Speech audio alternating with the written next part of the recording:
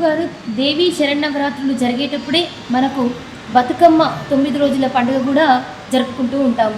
ఈ బతుకమ్మని కూడా మనము మొదటి రోజు ఎంగిలి పూల బతుకమ్మ అని, అటుకల బతుకమ్మ అని చెప్పేసి, తర్వాత ఇంకా చాలా చాలా నామాలతోని మనం బతుకమ్మని కూడా రోజుకొక పేరుతో పిలుస్తూ ఉంటాము. అదే సమయంలోనే మనము దేవి శరన్నవరాత్రులు జరుపుకుంటూ ఉంటాము. ఈ రెండింటికి మధ్య ఏమైనా సంబంధం ఉందంటారా? ఖచ్చితంగా. మీరు మొదటి ప్రశ్నలోనే నన్ను అడిగారు, అమ్మవారు అంతటా వ్యాపించి ఉన్నది, ప్రకృతి అంతా అమ్మవారే కదా, ఈ వర్ణాలు ఎందుకు అని మీరు అడిగారు.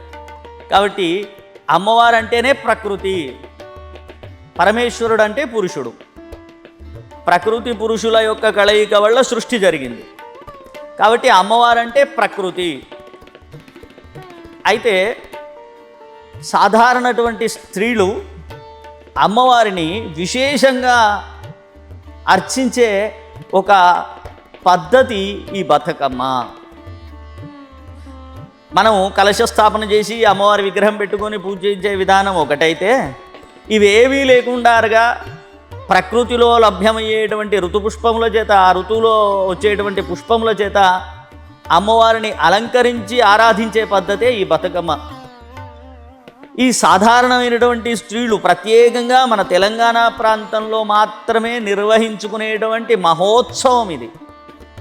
ఈ మహోత్సవానికి ఏమిటి రహస్యం అంటే, అమ్మవారిని స్త్రీలు 9 రోజులు అమావాస్యతో ప్రారంభం చేస్తారు ఎంగిలి పూలని.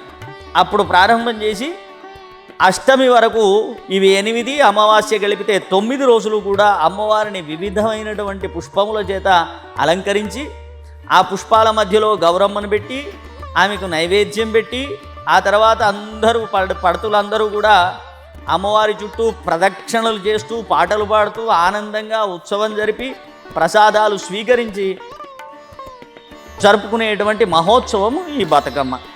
అయితే ఇందులో ఒక రహస్యం ఏమిటంటే, సాధారణంగా అందరు చేసే నవరాత్రులు 9 రోజులైతే, మా తెలంగాణ ఆడపడుచులు చేసేటువంటి నవరాత్రులు 18 రోజులు.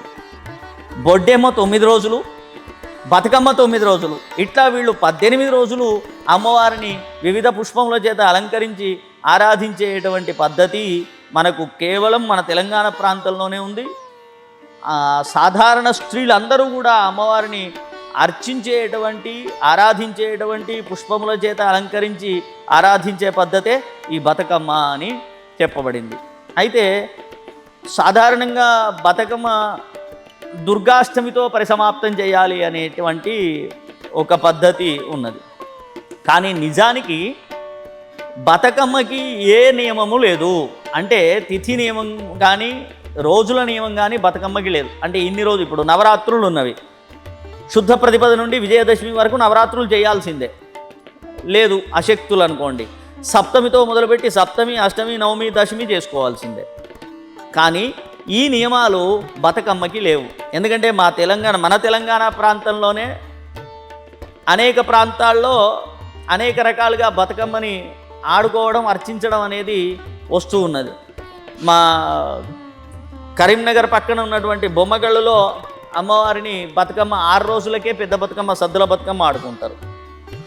అదే విషయానికి వస్తే ఆదిలాబాద్, ఆ చుట్టుపక్కల ప్రాంతాల్లో 15 రోజుల వరకు కూడా, దశమి తర్వాత కూడా ఇంకా బతుకమ్మను ఆడుకునేటువంటి ఒక పద్ధతి ఉన్నది. ఆ విధంగా వేములవాడలో కనుక చూసుకుంటే 7 రోజులకే మనకి వాళ్ళు పెద్ద బతుకమ్మ ఆడుకుంటారు.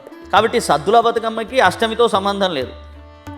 అది కేవలం వారి వారి నియమానుసారంగా 5 రోజులు ఆడుకునే వాళ్ళు 5 రోజులు పెద్ద బతుకమ్మ, 9 రోజులు ఆడుకునే వాళ్ళు 9 రోజులే పెద్ద బతుకమ్మ, 15 రోజులు ఆడుకునే వాళ్ళు 15 రోజులే పెద్ద బతుకమ్మ. అంతేగాని దుర్గాష్టమి వస్తలేదు కదా, సద్దులు వస్తలేవు కదా, ఆ నియమం దానికి లేదు. కాబట్టి ఈ సంవత్సరం ముఖ్యంగా మనకు 11 రోజులు నవరాత్రులు అయితే, మనకు 9వ రోజు నాడు అష్టమి వస్తున్నది. 8వ రోజు నాడు రావాల్సిన అష్టమి 9వ రోజు వస్తుంది. కాబట్టి సోమవారం నాడు మూలా నక్షత్రం, సరస్వతి అవతారం రోజు సద్దుల బతుకమ్మ ఆడుకోవాలి. అది 9 రోజులు నియమం ఉన్నవాళ్ళు. 5 రోజుల నియమం ఉన్నవాళ్ళు 5వ రోజు నాడే ఆడుకుంటారు. కాబట్టి స్త్రీలందరూ కూడా, పడతులందరూ కూడా పూల చేత ప్రకృతి స్వరూపిణి అయినటువంటి ఆ జగదంబని అలంకరించి అర్చించి ఆడుకునే ఒక మహోత్సవం బతుకమ్మ. ఇది నవరాత్రులు ఎంతైతే ఫలితం ఇస్తుందో బతుకమ్మ ఆడే వాళ్ళకి కూడా ఆ గౌరీ అమ్మ అంత ఫలితాన్ని ఇస్తుంది. ఎందుకంటే ఈ మధ్యకాలంలో బతుకమ్మ ఆడడం అనేది మానేసిండ్రు. మరీ పట్టణాల్లో అయితే ఘోరం పరిస్థితి. కాబట్టి బతుకమ్మ ఆడితే ఏం ప్రయోజనం అంటే, దుర్గా నవరాత్రులు చేసుకుంటే నీ ఇంట్లో ఎంత ప్రయోజనమో, అమ్మవారు ఎంత అనుగ్రహిస్తుందో, రోజు నియమంగా నువ్వు బతుకమ్మని పేర్చి ఆవిడకి ఏదో నైవేద్యం పెట్టి రోజు బతుకమ్మ ఆడితే, ఒక 5 చుట్లైనా బతుకమ్మ చుట్టూ తిరిగితే, నవరాత్రులు చేస్తే ఎంత ఫలితం వస్తుందో నీకు అంత శుభ ఫలితం వస్తుంది. కాబట్టి అందరూ కూడా బతుకమ్మని, మన ప్రాంతీయ పండుగ ఇది కాబట్టి అందరూ విశేషంగా బతుకమ్మని ఆడి అమ్మవారిని అర్చించి నవరాత్రి ఫలితాలని పొంది ఆయురారోగ్యాలని పొందాలి అని విజ్ఞప్తి.